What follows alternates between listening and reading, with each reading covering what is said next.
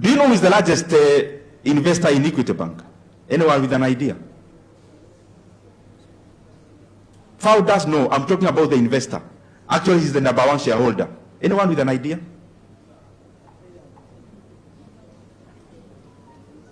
Okay. Who is the largest investor in Britain? Anyone with an idea?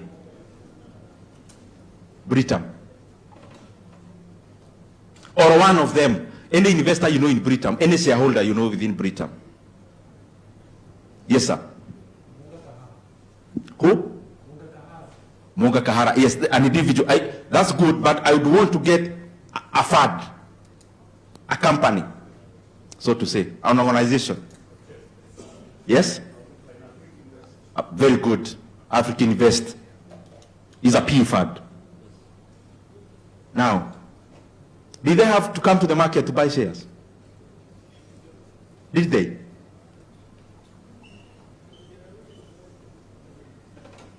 You could remember when Equity grew, when it actually now started being a local bank.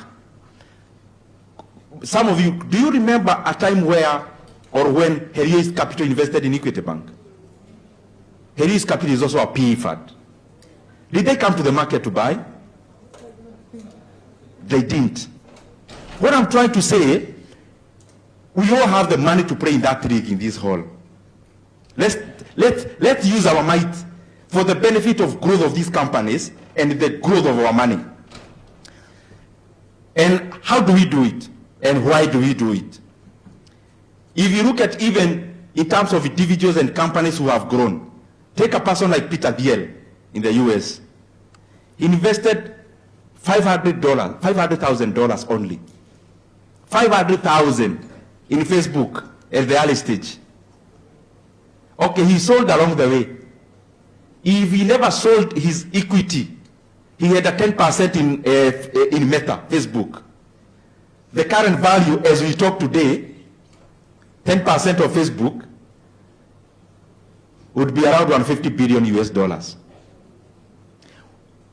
Now, I'm provoking ourselves here. Even as you invest in those assured things, which we may have realized they are not as assured as we think, can't we also have a significant amount of money where we are funding growth companies, antelopes? So that even if you fund in 10 and only 5 works, they give you profit more than all the money you have in T-bills and boats. And don't tell me about law. That's why the regulator is here to tell you laws are dynamic.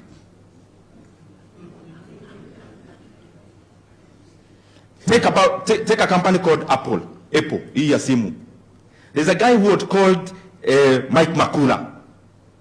I was reading the other day the biography of the